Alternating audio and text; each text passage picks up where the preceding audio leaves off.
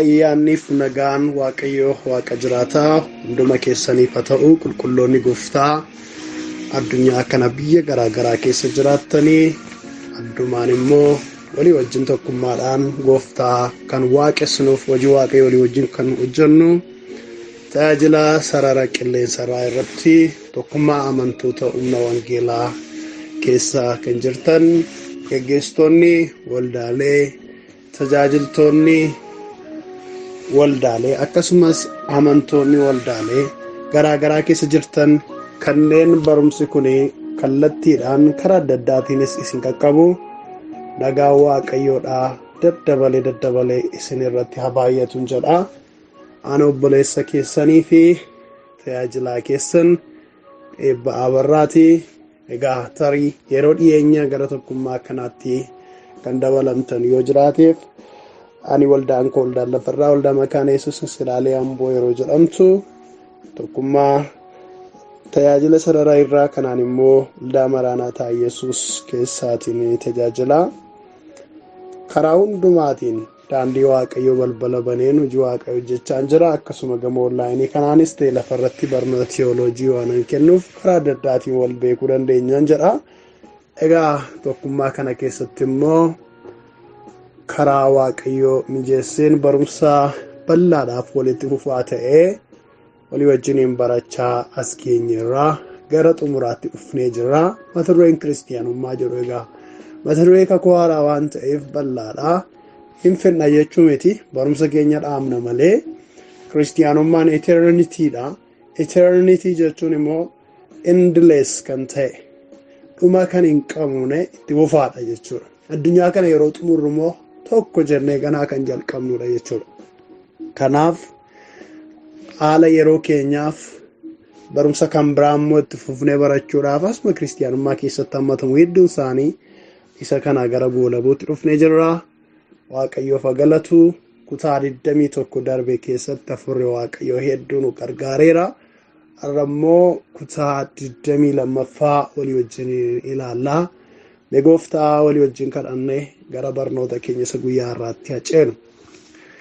Gooftaa bara baraan jiraataa taatee qulqulluu mootii bara baraa gaarummaa keef geggeessaa kee isa dinqisiisaaf ajaa'ibsiisaadhaaf galanni maqaa gooftaa maqaa yesuusiin si qofaaf haa ta'u. Jireenya keenyatti kan dadhabee jireenya keenyaa boolla gadi fagoo keessa harkisee kan baasee qarqara du'aatii kan deebisee salphina kan oolchee amuummiif ilkaan qaruu diinota keenyaa kan nu baraaree si waaqayyo isa jabaa isa dinqisiisaa waan taateef si'iif galatatu mala. Bara baraan ol jedhi bara baraan galateeffame. Geggeessaa kee isa ajaa'ibsiisaadhaan hanga yoonaatti nu geggeessitee icciitiiwwan dhoksaawwan gurguddoo hedduu nu barsiifteetta. Eeyyee hafuurri kee hafuurri waaqayyoo barsiisaadha. Inni anas ta'ee saba barachaa jiru kana hundumaa barsiisaa jira. Nu isaaf beekamtii laanna malee ofii keenya waan ittiin of ibsinu kan biraan qabnu. Hafuurri kee inni nu gargaare hafuurri waaqayyoo bara baraan kabajaan ulfinaan hajajamu. Gooftaa keenyaa egaa ammas arras sirraa barachuuf dhufnee fuula kee dura jirraa. Cubbuun qabnu, daddarbi qabnu, dogoggorri qabnu hundumtuu dhiiga yesus gooftaatiin raawwatee nurraa haa dhiqamu. Maqaa gooftaa maqaa yesuusin raawwatee cubbuun kamiyyuu jireenya keenya keessatti hin hafiniini. Nurraa adda haa ba'u. Araarri nuuf haa ta'u. Waaqayyo ati ulaawaa qabanii karaa hafuura kee qulqulluu nu barsiisi. Jechoota hafuurri kee qulqulluun waa'ee keenyaaf guyyaa har'aatiif dhoksee kaa'ee gadi haa ba'u. Dadhabbiin koo hin daangessin, dadhabbiin saba kanaa hin daangessin. Waaqa qabanii nutti dubbadhu. Diiyaabiloosiif ergamoota isaa hafuura maccaammeenyaa hundumaa immoo maqaa yesuusiin hidhaatti galchineerraa hidhaatti kan gale haa ta'u. Hojiin waaqayyoo kun sababii seexanni dhimmee hojjetuuf hin daangeffamin, hin qoramin, danqaan kamiyyuu duraan dhaabate. Ibiddi waaqayyo gooftaa maccaadhaa ama jahaajii keenya alanfatee haguugu haa nyaatu. Kana gooteetta waaqa jiraata ulfaadhu ayyaana kennu irratti baay'isi maqaa gooftaa maqaa yesuusiin ameen. Egaa kutaa 10ffaarra yeroo geenye mata duree keenya gara mata duree sabtooppikii garuu ofii isaatii bal'aa ta'e tokkotti finneerra. Kiristaanummaa isa jedhu jalatti qoramsi kiristaanummaaf waldaa kiristaanaa bara kana keessa mudachaa jiru, bara darbee fi bara ammaa keessa mudachaa jiru maaliidha kan jedhu ilaalle. Sanas hanga kutaa 14-15tti kan nu ilaalle waldoonni kiristaanummaan nu fuuldura ture qoramsa akkamiitiin akka inni qoramaa turee fi deebii isaan immoo qoramsa sanaaf kennaa turan ilaalle. Sanaa kaasnee kutaawwan murtaa'e immoo kan ilaalaa jirru bara amma keessa jirru kana, yeroo amma keessa jiraachaa jirru, bara dhumaa kana keessa, bara ammayyaa kana keessa waldaan kiristaanaa maaliin qoramaa jirti, maaliin ilaalamaa jirti kan jedhu ilaalaa turreerra. Achi keessaatii gara jalqabaatti sochii hafuuraa babal'aan jiraachuu, qoramsa achi keessa jiruuf furmaata isaa deebii waldaa kiristaanaa irraa eegamu laalleerra. Akkasumas immoo chaalenjii qoramsa barumsa sobaatii wal qabatee heeritikaal chaalenjii ture walii wajjiniin ilaallee turreerra. Ammayyummaa humti mataan isaa immoo qoramsa dhaloota ammaa kana ta'e akka jiru, gaarummaadhaan yoo itti fayyadaman gaarii yoo ta'e iyyuu garuu immoo gama biraatiin immoo ba'aa akka inni ta'e, yoo tooraan ittiin fayyadamne kufaatii akka inni ta'e waan baay'ee tuttuqnee kutaawwan dabarsine keessatti ilaalleerra. Har'a itti fufne bara amma keessa jiraannu keessatti waldaan kiristaanaa kan isheen ittiin qoramaa jirtu tarii qoramsa ta'uu isaayyuu ofirratti hin beekne ta'uu dandeessi. Kaan immoo dammaqxee itti wallaansoorra jirti ta'uu danda'a. Kan wallaansoorra hin jirre qoramsa ta'uu isaa kan hin barreef immoo barumsi nu iddoo kanatti walii wajjin barannu kun alaarmiidha. Iyyee dhaloota akka inni dammaqsuuf fayyada jechuudha. Hafuurri Waaqayyoon waa gargaara. Kanaaf 2-4 irratti qoramsa bara ammaa kana keessa waldaan kiristaanaa ittiin miidhamaa jirtu isa jedhu jalatti cabbaa'ummaa, diilallaa'ummaa, adoodummaa jettanii qabachuu dandeessu. Cabbaa'ummaadha inni kun. Qoramsi inni kun qoramsa bara kana waldaa kiristaanaa fuuldura ispiidii ittiin deemuu qabduun, ariitii ittiin socho'uu qabduun akka isheen gara fuulduraatti hin deemneef duubatti gototaa jirudha. Mee sagalee Waaqayyoo keessaatii sagalee akkas jedhuun dubbisa. Faarfannaa 17:10 irraa dhageettiin garaa isaanii adoodeera, afaaniin asii olii in haasa'u jedha. Maaltu jala adoodeera jedha? Waa'ee saba sanaa, waa'ee jallinni warra isaan mo'ee. Dhageettiin garaa isaanii adoodeera, afaaniin asii ol haasa'u jedha. Waaqayyoon waa baraamu. Sabni kun sabumaa silaa Waaqa beeku ture, kakuullee kan qabu ture. Garuu maal ta'edha? Dhageettii garaa isaaniitu already paralyzed ta'e, in adoode jedha. Responsive ta'uu dide, respond hin godhu, degenerated ta'ee jira. Yonnaa itti bu'an hin dhaga'u. Already amma nuni yeroo waa tokko sagalee naannoo keenya sagalee dhageessisu ku'a yeroo kan nu dhageenyuuf sababii dhageettiin gurra keenya hojjetuufidha. Waan fuuldura keenya duraa bil jedhu ifee dhaamu kan arginu sababii seensiin dhageettiin ija keenya arguufidha. Waa tokko dhanna keenya irra utuu adeemu rafaallee wajjiraanne ofirraa kan xoofnuufi sababii dhageettiin gogaa keenya irra jiru taaching nurra jiru kun response godhuufidha. Karaa hundumaayyuu yonnaa arrabni keenya waan tokko kanuma arraba keenya irra kaa'ame yookiin hin hadhaa yookiin hin gaggaa yookiin hin minyaa yookiin ashabawaadha jedhee kan hin adda baasuu danda'u yoo maal ta'edha? Yoo arrabni keenya functional ta'edha, hojjechaa jirra yoo ta'edha, waan tokko fooliinsaa in ajaa yookiin immoo nurgaa gaariidha, gaarii miti jechuu kan dandeenyu yoo dhageettiin funyaan keenya responsive ta'edha, active yoo ta'edha, fayyaa yoo ta'edha jechuudha. Akkuma kana dhageettiin garaa jira. Inni immoo jireenya hafuuraatiif lubbuudhaaf kan dhimma baasu. Dhageettiin garaa namaa kun spiritual need keessa namaatti kan uumuudha. Waan hafuuraa kan nama yaachisuudha. Namni tokko akkuma basic neediin isa barbaachisu jiraatee itti fufuudhaaf, jiraatee jireenya isaa geggeessuudhaaf gama foon isaatiitiin mana jireenya isa barbaachisu, waan uffatu isa barbaachisu, waan nyaatu isa barbaachisu, the basic need warra jennu jechuudha. Akkuma kana spiritually the basic need barbaachisan waan hafuuraaf barbaachisu kanneen respond godhan keessa namaati yoo jiraate dhageettii garaa namaadha. Dhageettii laphee namaadha. Dhageettii garaa namaa kun yoonnaa adoodee jedhe waan hafuuraa hiika namaan qabu.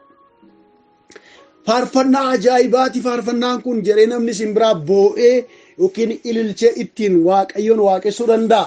Yoo dhageettiin garaa namaa si'a tokko adoode namni rispoonsiin godhu. Maal kun maal jechuudhaan woordiidhumaan walaloodhumaan jedhee qalal godhee dhiisa. Seensiin qabu jechuudha. Barsiisa akkam garaa namaa rukutu namoota baay'ee qalbii diddiirrachiisu yoonnaa barsiifamu dhageettiin garaa namaadhaa yoo adoodee jiraate he don't care about that teaching waan dhimma isaa miti. Baakii kana guugilii irraa fiddeetu haasofti guugilii irraa walitti coranii haasa'u badhaadhaan iyyuu nan barsiisa kun waan ajaa'ibaa miti jedha. Maaliif already sensiin jireenya hafuura isaatii degenerated ta'ee jira. Already adoodee jira. Non functional ta'ee jira. Yoo dhageettiin namaa adoode balaa guddaadha jechuudha kan jireenya hafuuraa. Kanaaf namni waaqayyoodhaa abbaan faarfannaa kana faarfatu maal jedha? Dhageettii garaa isaaniitu adoode asii ol haasa'u jaree dubbata.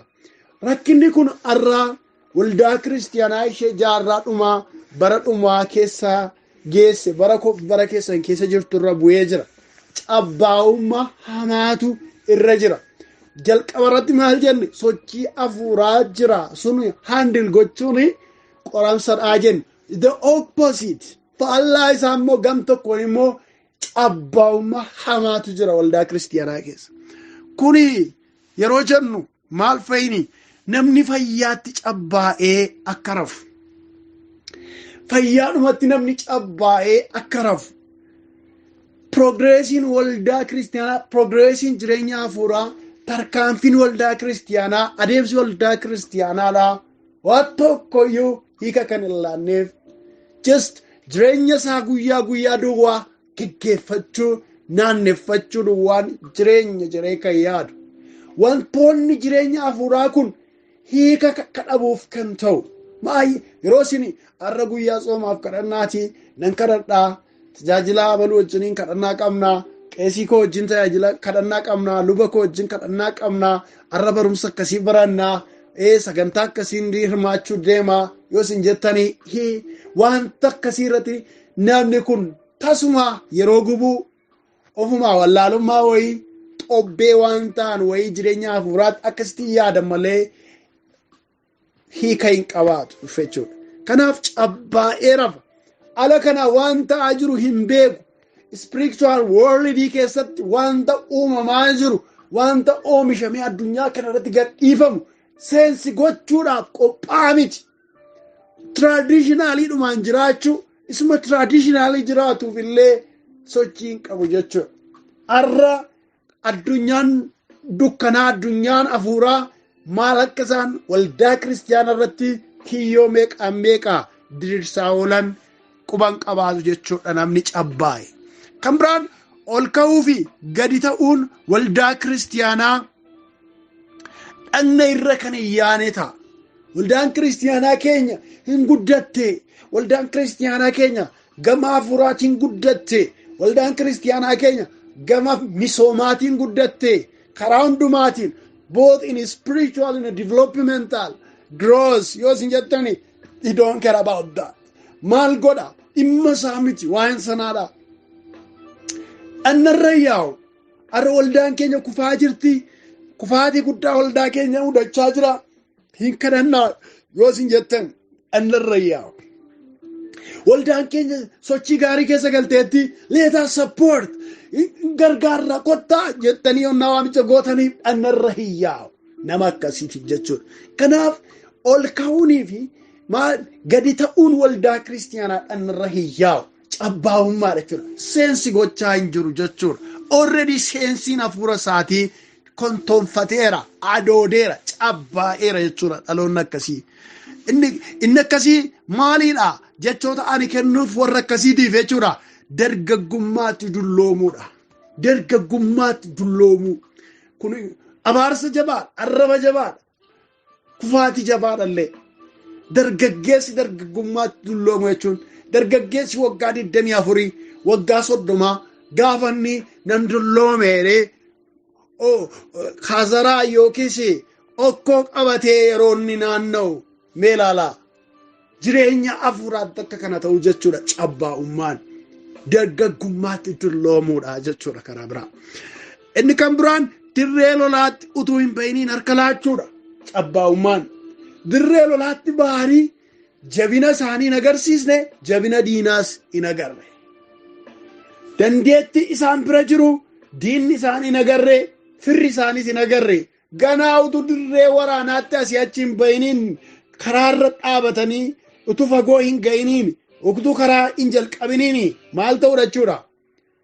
Harka laachuu ilaa booji'amneerra. Nuuni waa tokko sun hin barbaachisu.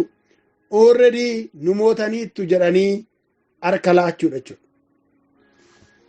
Kufaatii yookiis cabbaa'ummaan bara kana waldaa kiristiyaanaa mudate fakkeenya kanaan ibsama. Dirree lolaatti utuu hin bahiniin harka laachuu. Gama biraatiin hamilee kufaadhaan deddeebi'uudha. Which is very dangerous. Baay'ee ulfaataa wanti ta'e isa kanadha. Dhaloota hamilee kufaadhaan deddeebi'u. Already mooraalii isaanii kan kufe. Hamilee isaanii kan kufe. Yeroo xiqqoo yaalanii mudannoo wayii isaan mudatee just stack godhanii achumatti qabamanii dhaabbachuu jechuudha. Hamilee isaanii kufeera. Wanti kaasu hin jiru.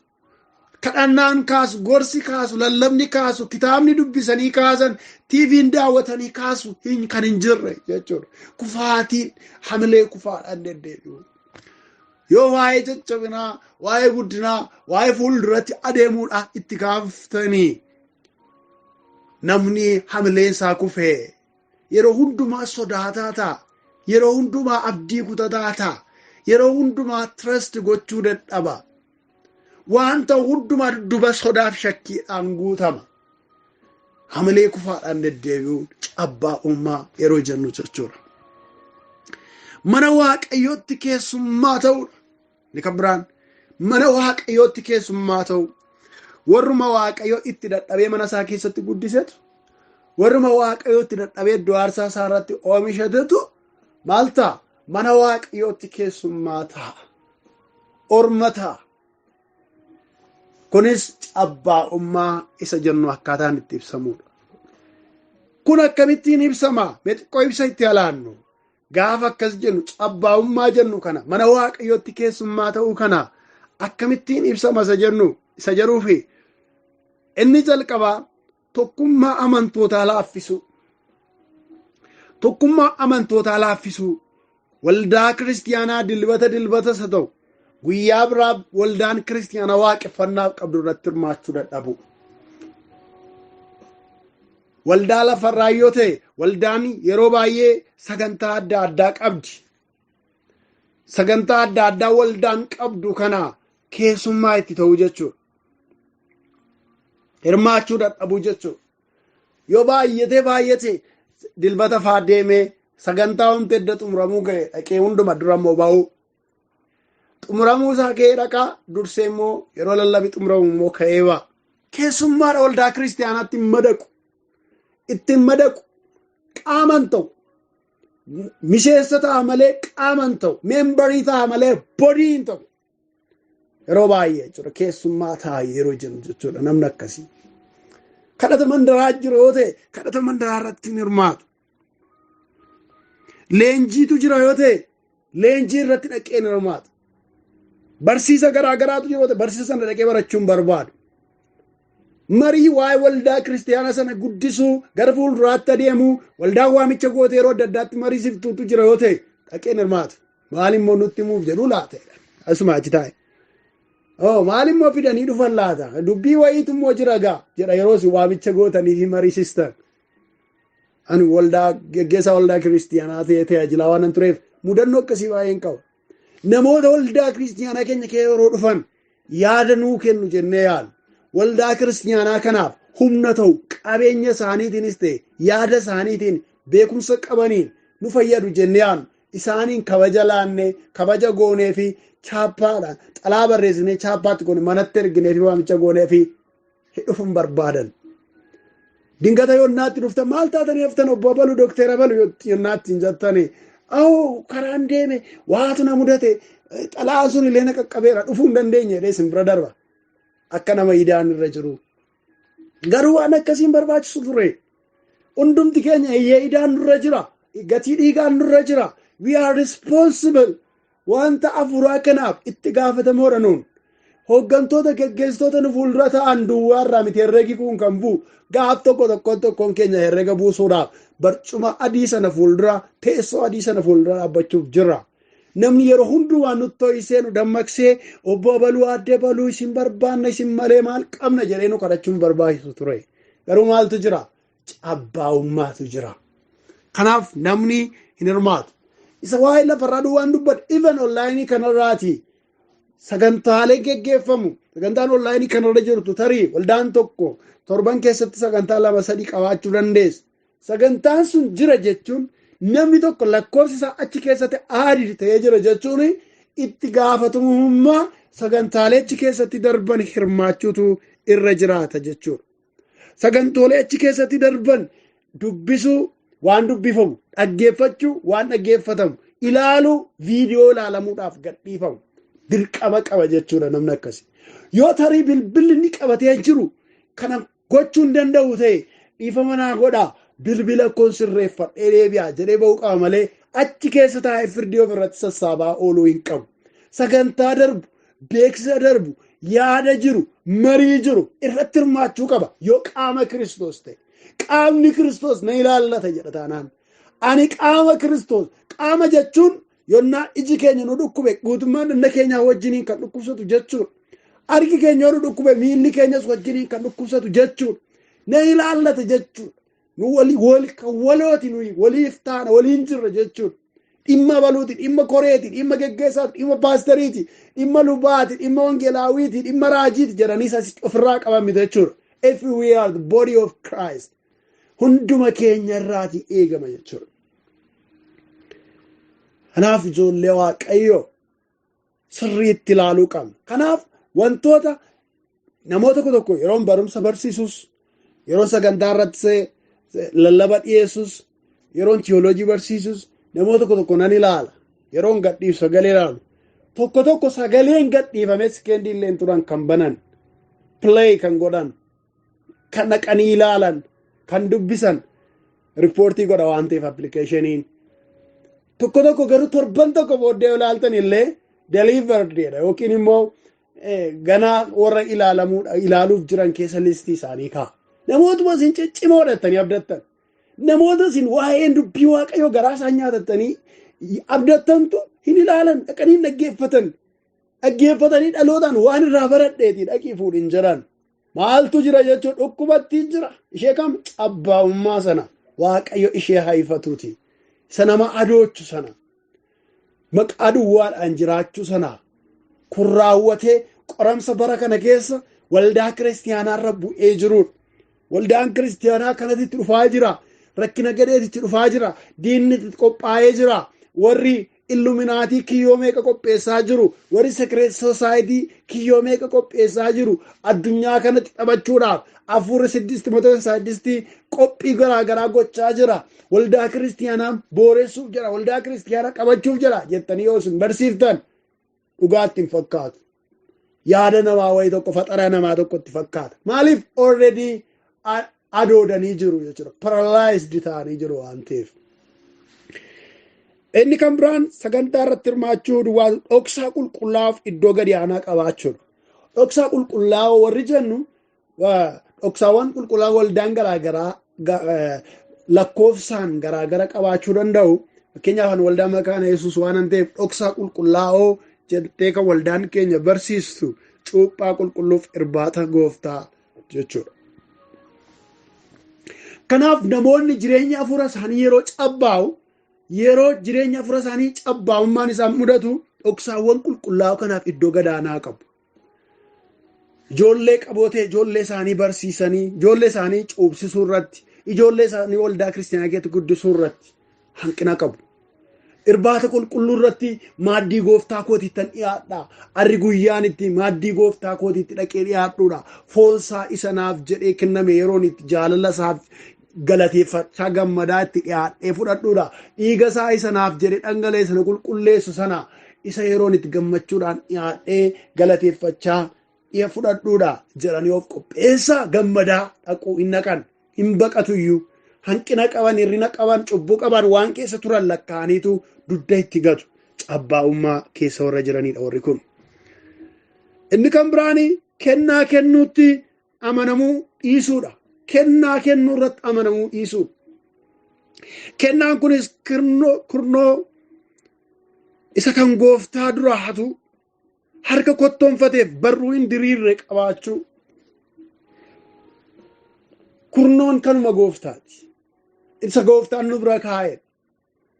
Mindaa keenya yoo mindaa nyaannate mindaa keenya keessa kan gooftaan kaa'e. Oon daldaalatee suuqii keenya keessa iddoo daldala keenya kan gooftaan keessa kaa'e kan isaa. Yoo hin qonnatee maasii keenya keessa kan gooftaan kaa'e kurnoon. Karaa adda addaatiin maallaqa nutti kennamu 10 keessaa tokko kan isaa wajjin nutti kenna. Maalitti nu ilaaluuf amanamummaa keenya ittiin ilaaluudhaaf. Ofii isaatii fudhachuu wallaalle. Karaa ittiin fudhatus hin dhabne. Dachaafatee mana isaatti galfachuu danda'a waan nu harka jiru.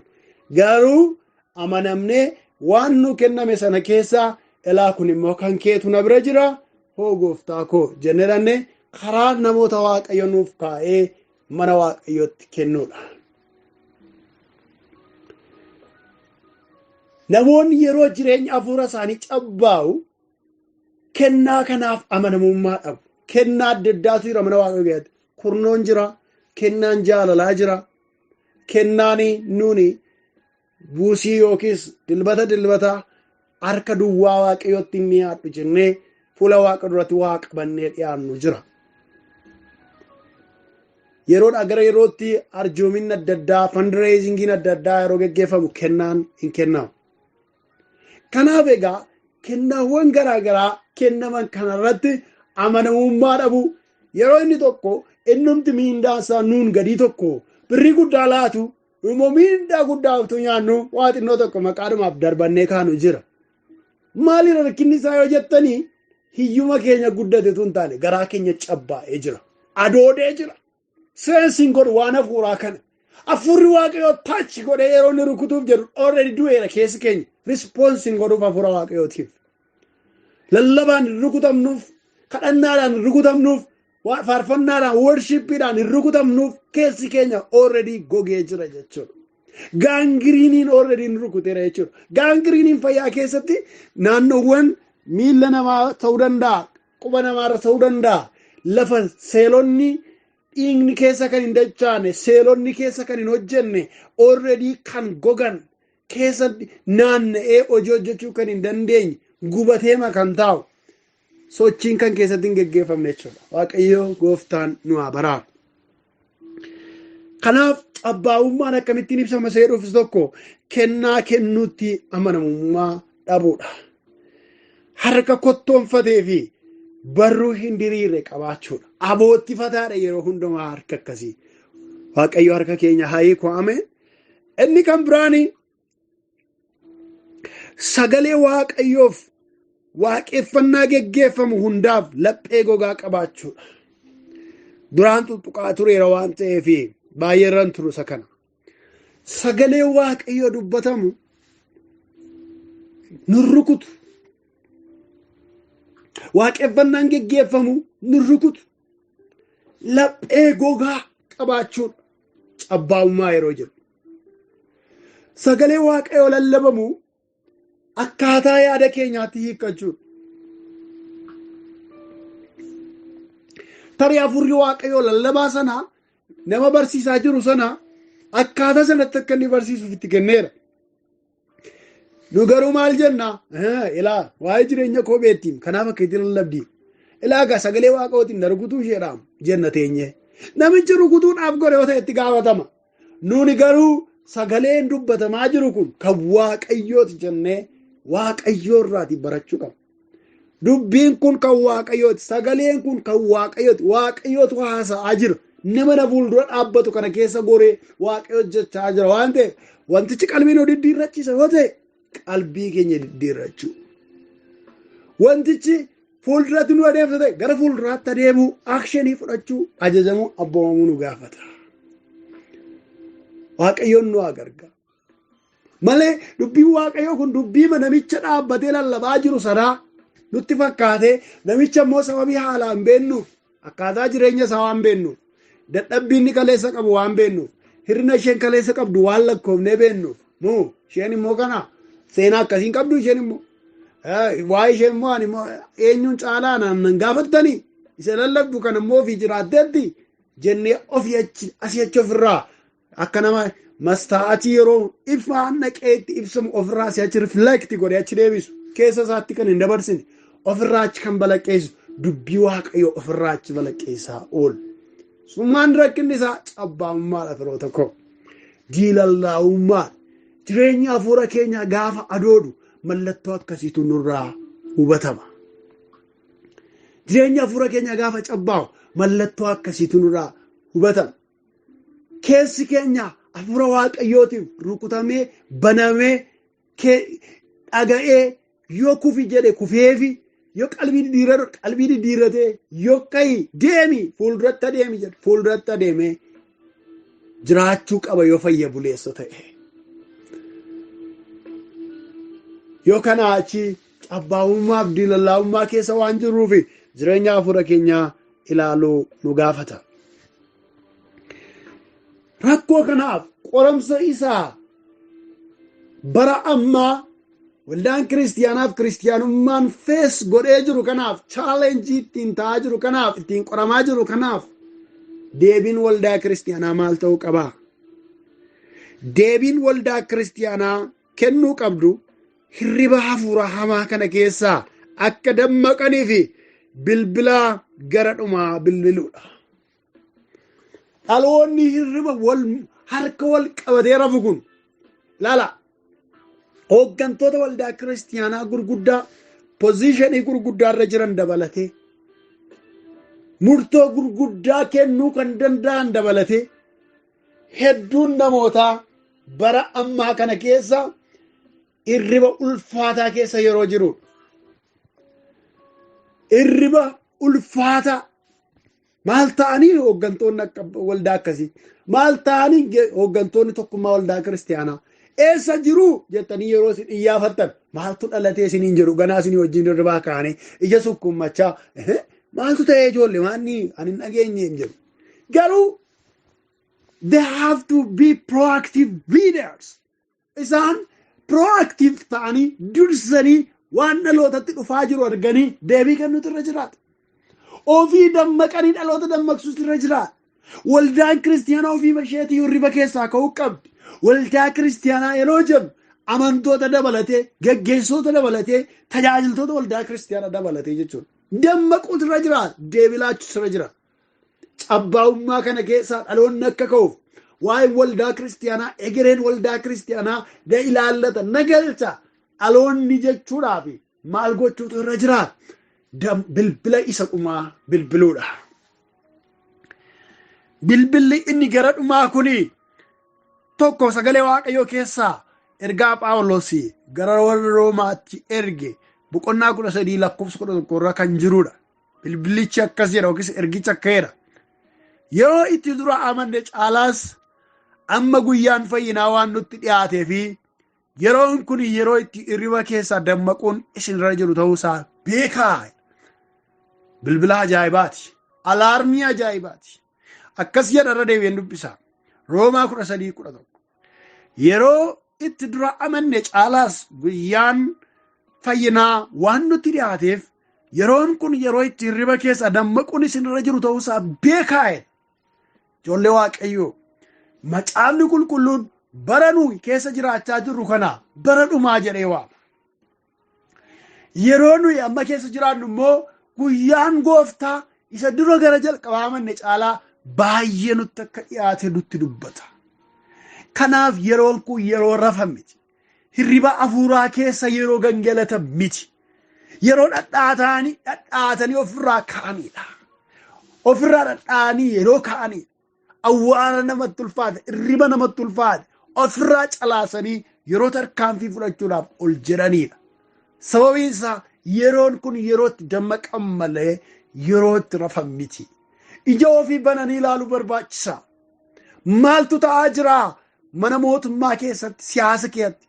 Maaltu ta'aa jira tekinooloojii addunyaa kana keessatti? Maaltu ta'aa jira mootota gurguddatan addunyaa kana irratti dhageettii qabanii fi biyya isaanii keessatti? Maaltu ta'aa jira sirna addunyaan kun yeroodhaa gara yerootti karaa fayyaa, karaa poolisii dinagdee, akkasumas karaa saayinsii hawaasaa, karaa tekinooloojii addunyaan kun yeroo gara yerootti gabbuusu keessatti maaltu dhalootatti dhufaa jira? Akkamittiin ilaaluu qabna? Akkamittiin of qopheessuu qabna jechuu gaafata jechuudha ijoollee Waaqayyo. Waaqayyo yeroo mana koo geggeessaa, saba koo geggeessaa namaan jedhu maqaa namaa geggeessaa jedhee jijjiiruu duwwaa miti. Dammaquu barbaachisa. Yeroo Waaqayyo mana koo keessa taa'e kottuu mucaa koo ta'e jedhu maqaa keenya kiristiyaana jedhee moggaasee akka deebinuuf miti. Akka kiristiyaana tokkotti waan gochuu qabnu akka goonuufidha. Kanaaf ijoollee Waaqayyoo sagalee Waaqayyoo kanaan jireenya keenya ilaallu. Kadhannaadhaan fuula Gooftaa dhaabbannu. Diilallaa'ummaaf cabbaa'ummaa kana Waaqayyo akka nurraa kaasuuf haa kadhannu. Dhaloonni akka dammaquuf ija dhalootaa Waaqayyo akka banuuf haa kadhannu. Hafuura hirriba hamaa kana Waaqayyo akka cabsuuf haa kadhannu. Ofii keenyaa isa dammaqnu. Waan jireenya hafuura keenyaa akka qinqaniitti nyaachaa jiru irratti dammaqnee balbala isaa haa cufu. Jireenyi keenya haara'ee Gooftaa wajjin haa deemu. Qoramsi waldaan kiristiyaanaa bara kana keessa jirtu isa kanadha. Cabbaa'ummaa hamaatu jira. Namni keerlesii ta'a. Namni jijjiirama fiduuf hamilee hin qabu. Namni gar fuulduraatti adeemuudhaaf hamilee hin qabu. Namni karaa danda'een maallaqa ittiin jiraatu argatee jireenya mataa isaatii hoogganachuu duwwaadhaaf kaachuu malee he don't care about the church. Waa'ee waldaa kiristiyaanaa, waa'ee ishee qaama Kiristoos taatee namni dhimma isaa miti. Yoo dippiloomaa qabatee digirii akkamittiin hold akka godhu, namni digirii qabatee akkamitti maaster holderii akka ta'u, yoo maaster sirra ga'ee jiraate akkamitti PhD holderii taayitalii isaa DR akkamitti akka fudhatuuf mataa cabuu malee namni waa'ee waldaa kiristiyaanaa koo eessatti deemaa jirti? Maaltu ishee mudachaa jira? As keessatti ga'een koo maal ta'uu qaba jechaa hin jiru. Cabbaa'ummaa hamaa jira. Dhibaa'ummaa hamaa jira. Dugdaan deemuu hamaa jira. Duubatti harkifachuu hamaa jira. Waaqayyo hafuura dhibaa'ummaa dhaloota mancaan, dhaloota raffise kana irree isaa isa jabaadhaan haa cabsu. Ameen. Galanni Waaqayyoof haa ta'u. Gooftaa wal wajjin galateeffannee xumurra. Hundumaa gararraatti bara baraan jabaa guddaa kan taate Waaqa keenyaa waa'ee sagalee keef sattiin nu barsiifteef maqaan kee bara baraan ulfaatu.